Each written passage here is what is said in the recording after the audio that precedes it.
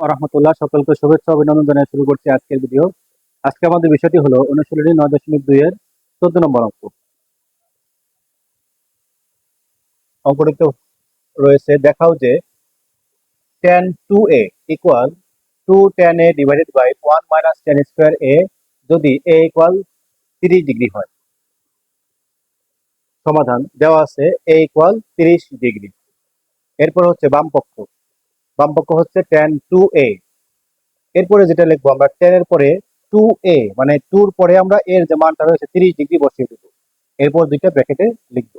এরপরে হচ্ছে tan 30 দুগুণে 60 ডিগ্রি।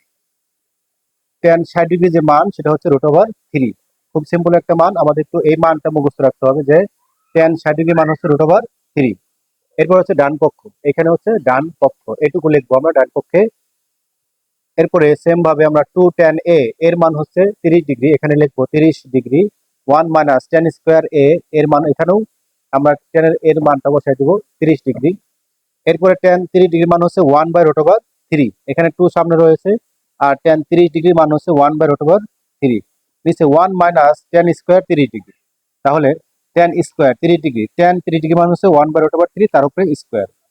এখন উপরে হচ্ছে এই যে 2 আর এই যে 1 গুণ করে দেবো, দুই অক্ষে 2 উপরে আর নিচে হচ্ছে √3, 2 উপরে নিচে √3, আর তার নিচে হলো এইখানে 1 মাইনাস, এই 1 কে স্কয়ার করলে হবে 1 অক্ষে 1, আর এইখানে স্কয়ারের সাথে রুট কেটে যাবে, থাকবে 3, 1/3।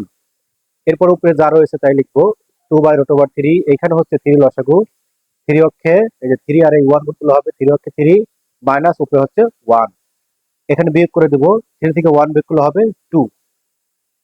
এরপরে এই অংশের সাথে এই অংশ ভাগ রয়েছে, আমরা গুণ দিলাম, উপরের অংশের আগে লিখবো 2/√3 বসালাম, এরপরে ভাগ ছিল গুণ দিয়ে দিলাম, এটা উল্টে যাবে, 3 উপরে 2 নিচে, এই 2 আমরা কেটে দিব।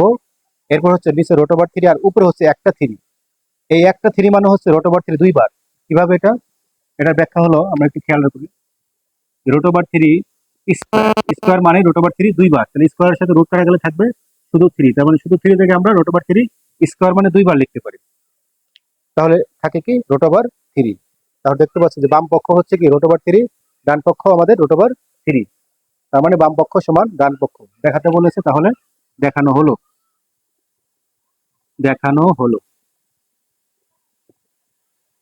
এই হচ্ছে আমাদের এই 14 নম্বর অঙ্কের সমাধান। খুবই সহজ সমাধান, একটু খেয়াল করলে আমরা ইনশাল্লাহ সমাধান করতে পারবো। বেশি বেশি করে প্র্যাকটিস করব, তাহলে আমরা এই সমাধানগুলো পরীক্ষা হলে খুব দ্রুত, সহজ সময়ে, অতি দ্রুত আমরা অ্যান্সার করতে পারবো। সকলকে ধন্যবাদ জানিয়ে শেষ করছি। আসসালামু আলাইকুম।